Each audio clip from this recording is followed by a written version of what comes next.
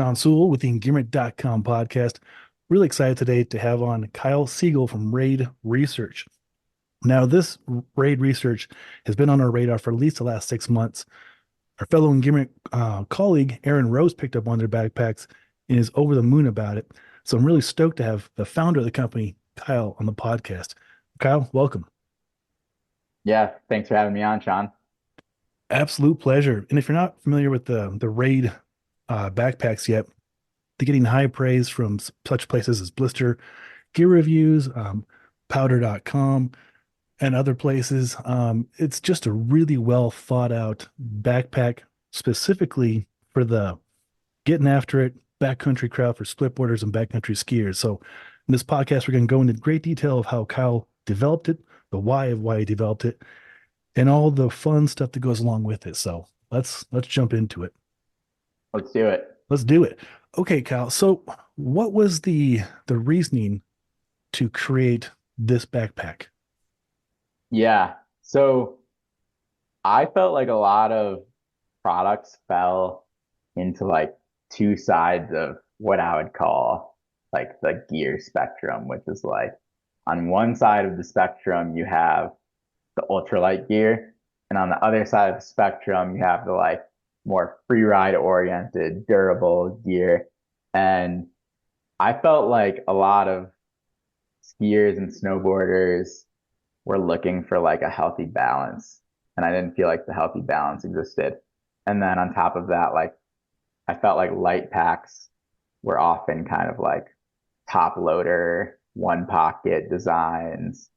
And I actually felt like light didn't always make you faster. Like you need to develop a light pack that also is built around how someone flows in the mountains and built to elevate how someone flows in the mountains. So I basically, as a backcountry skier myself, was really unhappy with the packs and some other categories of gear like apparel that I was seeing on the market. Um, for someone who cares about the uphill and downhill. So I think like on the light side of the spectrum, that's geared towards someone who is focused on the uphill.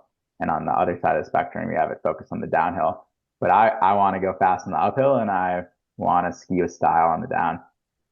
Oh, I can appreciate that. And it's so true. There's so many ultralight packs for backpacking, for split boarding and backcountry skiing. And then I'm used to more relying on more durable, thicker packs that are a lot heavier.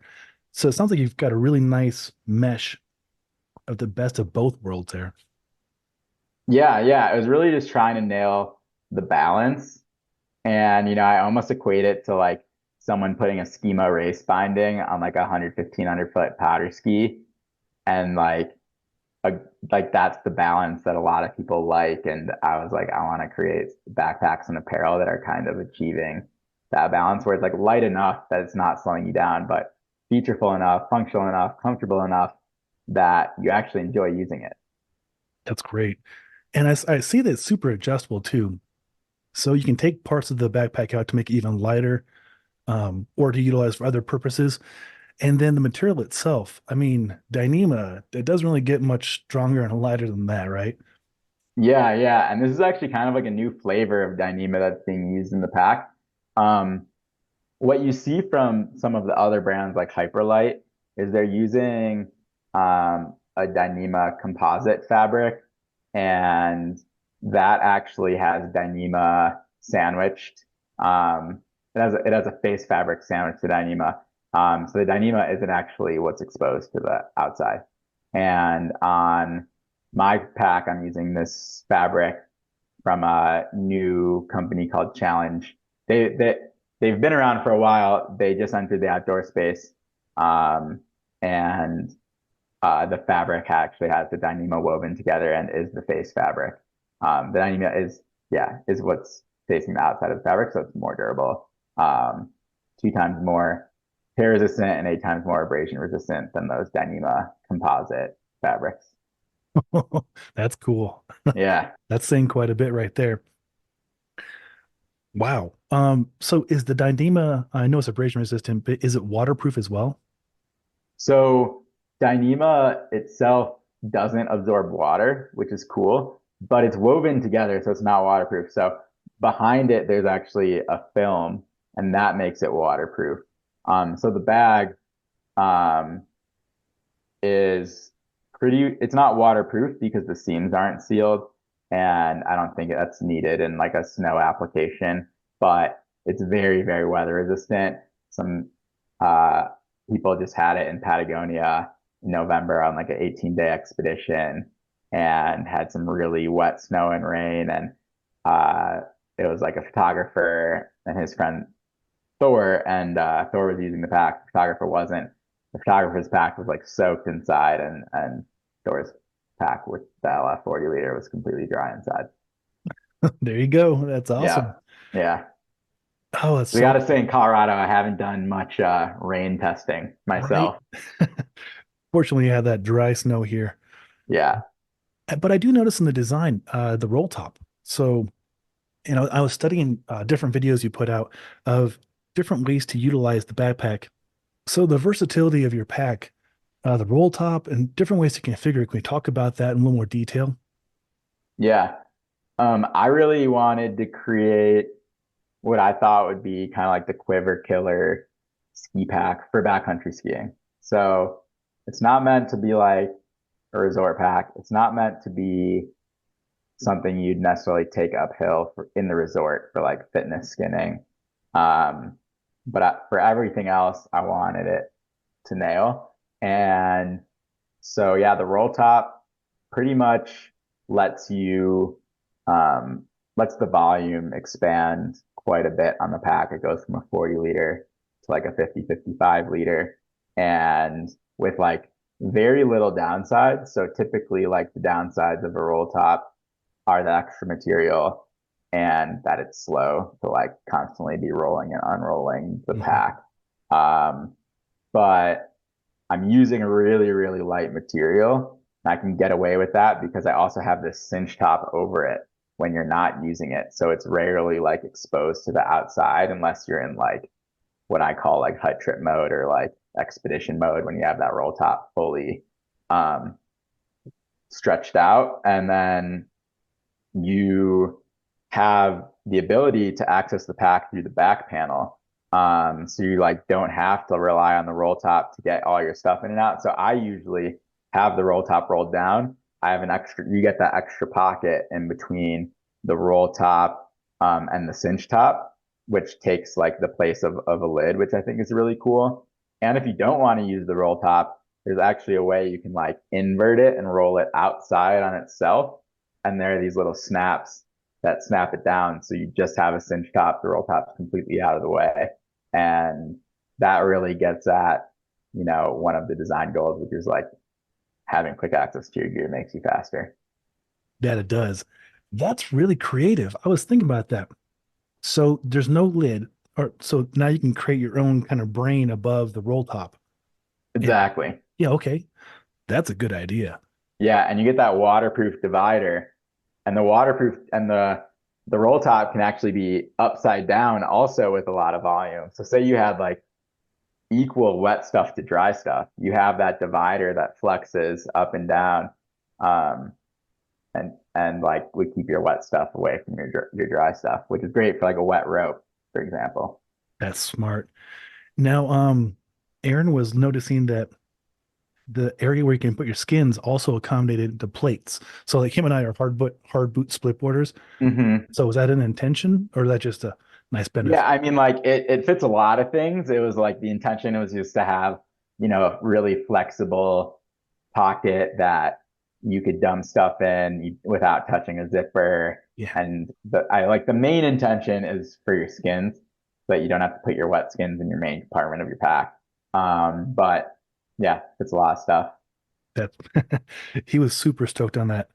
Um, Nice. yeah, good stuff. And then the helmet carry is really cool. Some of the helmet carries we see when we're testing out backpacks, it feel like it's an afterthought and it's flimsy and it's in the way. It packs like extends the volume of the backpack out in the wrong direction. But yours seems to be like a nice, almost on the top kind of thing. Yeah, yeah. I really dislike the like strap-on helmet carries Mhm. of a lot of other brands, and it was really uh, important for me to solve that for a number of reasons. And there are a couple of benefits that I can talk through. So basically, like the roll top or the helmet carry is integrated right into the pack, so you're never going to lose it, and it creates like a really clean form factor of the exterior of the pack. There's pictures on our website with the helmet and the helmet carry, and you almost can't even tell there's a helmet in there. Yeah. And it keeps it high up, so like if you're diagonally carrying your skis, it they don't like they integrate it integrates well with the helmet carry. The helmet doesn't get in the way. And then on top of that, because it's on top and it's not like sticking out from the back of the backpack, when you lay the backpack down to open the back panel, it sits flat and it doesn't kind of have that like seesaw on the helmet. Yeah. Um, so you get all those things. And then the last thing is really important to me, like with those elastic strap-on helmet carries, I never felt like the helmet was secure enough where I could put stuff inside it, Yes. like namely my crampons. And with my helmet carry, like I put my crampons in there when I'm ski mountaineering. And it's really nice because then you're gonna have like your sharp crampons in your main compartment of your pack next to your like soft flask water bottle or your hard shell jacket. Um, and usually, and it's a for quick transitions too, because like you grab your crampons, you usually put your helmet on, it's all right there. It's really nice. That's fantastic. And I know what you're saying. A lot of the backpacks we've tested, the helmet carry, I was like, I don't feel like I can put my goggles in there even or a pair of gloves. I just didn't trust it. Um, Yep, Yours totally. looks nice and secure. The Avi pocket. This is really obviously very important. From what it looks like, it'll accommodate some big shovels. Yeah. Yeah, for me, yeah, one of the biggest things I've done personally to elevate my safety in the mountains is buying a bigger shovel. Hmm. Um, I think there's debate on this topic. Some people think smaller shovels are better. Some people think bigger shovels are better. I think The reason people think smaller shovels are better is they think you can do like more frequent shoveling when there's less weight on the blade. I've gone out, I've dug pits with a smaller shovel one day and then a bigger shovel the next day. I did this last year, and my pit digging time was like almost cut in half when I got a bigger shovel, especially one that had a hoe mode. So it was really oh important to yeah. accommodate that and also like try to minimize the negative unused space around a shovel that has like a big scoop and throat. So there's like a hole in the avalanche pocket divider to let that go through and like the divider to sit flat against the shovel, which a lot of people have been excited about. Oh yeah, I'm seeing that picture now. I was wondering what that was. Very smart Yeah. engineering. Yeah. No, I'm with you, man. I'm a D handle, O mode kind of guy. Yep. So important. Yeah, it is. So this is what about there's something that blew my mind, and it's something probably really simple to you, but it was the ability to store gloves on the front. Oh yeah. Yeah, I mean, it's just like thinking about like when I designed this pack, it's all about what are like the problems that backcountry skiers have? What are you doing frequently that I could help with? And one of those things is like taking gloves off, touching your phone, right? Like I probably do that 20 times in every tour. Yeah. Um, Regrettably, I need to be better about doing that. But I do that, and you know, like sometimes you throw your gloves in like your layer or on your poles, but it's nice to have something right down your shoulder strap to stick them in. So smart. Yeah. Yeah, it's a very thoughtful idea. Um, what else? So you mentioned apparel. Are you looking to get into that as well? Yeah, we're working on apparel, working on a number of different products. Um, and yeah, I'm just trying to really be creative about solving problems and like coming up with innovative products for ski touring. Um, and we're working on I'll just hint at like a soft shell based product that I think that I'm personally just extremely excited about. You got my interest for sure. Yeah, in our world in Engearment, we test a lot of gear and we have a lot of riders, a lot of backcountry skiers, a lot of split boarders, and so it's fun kind of like getting to pick everybody's brains about what they like about stuff. And it sounds Mhm. like you apply that and make things better. It's gotta feel pretty good. Where did this come from? Where does this ability to adapt and create things come from? Yeah, I mean, my background's in engineering, and I think I just think very spatially. So I can imagine things in my head and how things interact in my head. And like I had the picture of the pack in my head before I even like had it on paper. And Yeah. it's like the way it ended up is like pretty close to what I had in my head. And yeah, I'm just like very problems focused. I think that's like a big part of the brand is like what are the problems that gear can solve to elevate people's time in the mountains and thinking creatively, not letting cost be a constraint. Just trying to make the gear that I've dreamed about as like a backcountry skier for 12 years. Oh, I love it. I'm very fortunate to know quite a few engineers and business owners, and I love watching their process, their why, and how they develop things. And they have the vision the whole time, and we're all trying to see it. And then when they get their first prototype or they get their first production thing, and we see it, we're like, "Oh, that's what you meant the whole time. Got it." Yeah, It's yeah, fun. it's cool. It's an addicting process as well. Um, I just got back from Vietnam, and that's like so cool because it's like a 2 day turnaround pretty much for a new pack. So, No um, way. yeah, like, well, and it's even faster because you could like mock up like a shoulder strap or something smaller in a day. And then, yeah, you can do a whole pack in 2 days. And they're just the operations there are incredible. And it's just so fulfilling and, and addicting, like going from idea to pack, trying new things and experimenting with new fabrics.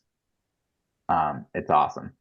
Oh, I bet it is. That's so exciting. I feel like I got to be like a really small part of that when I was messaging you earlier this week. You were actually in Vietnam at the factory tweaking things.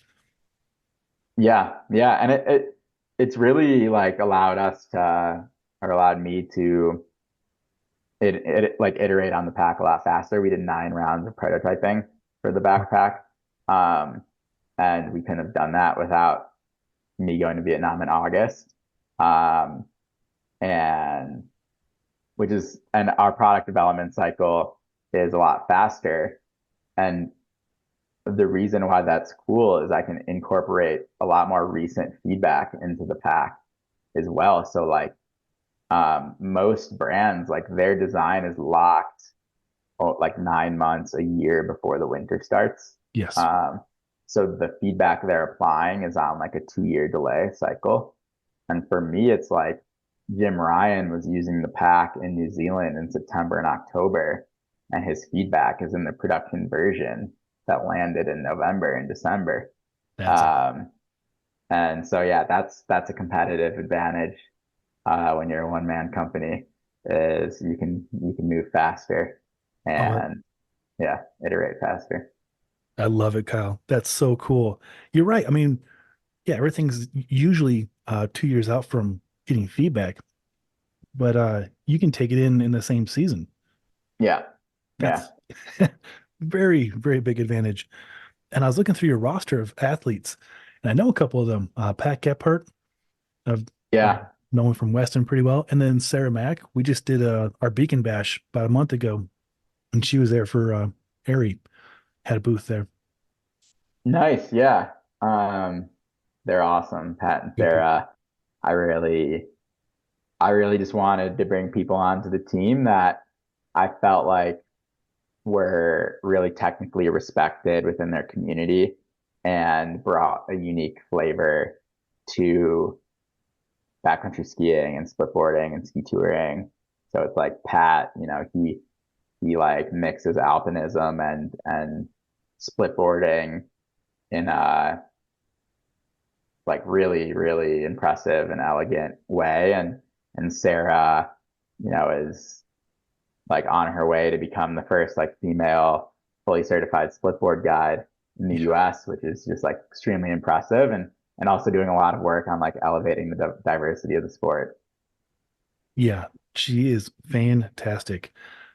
It's a beautiful backcountry community, isn't it? Like everybody is Yeah, like 2 degrees separated somehow.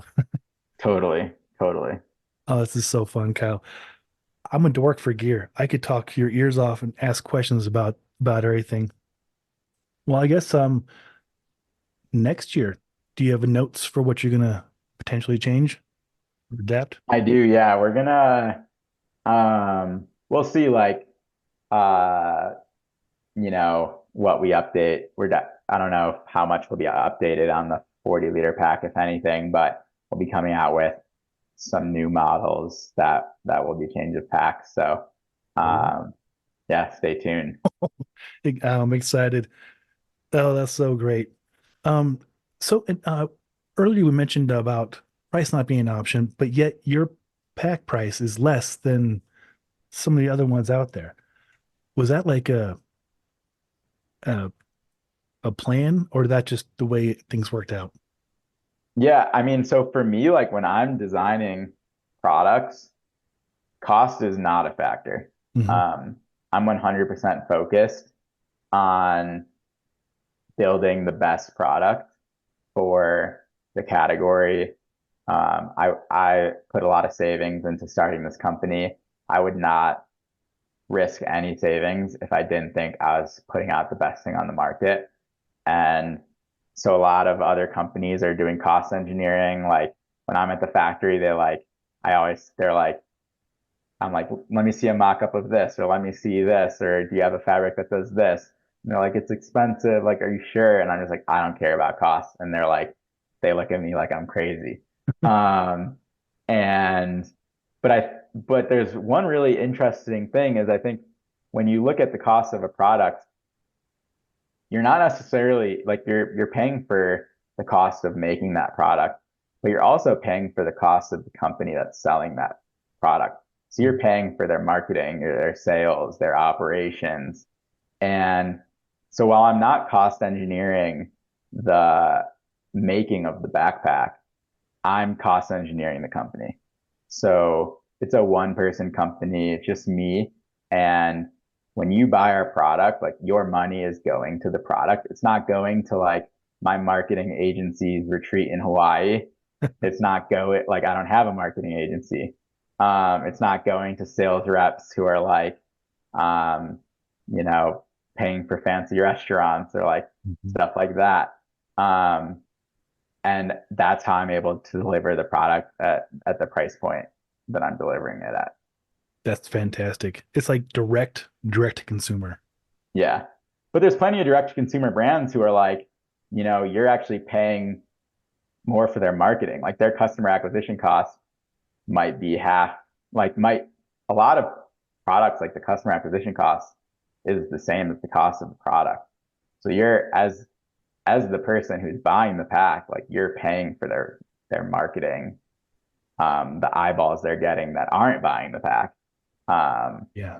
if that makes sense. And you're paying for a lot of the other things that make up a company. And I think it's an interesting thing to think about, and I don't think a lot of people actually think about that. No, it's a very interesting concept for sure. And I get to see it in the background a little bit over here. But I don't think most people think about it that way. They're probably just like, oh, there's this Patagonia thing. That's just the way it is.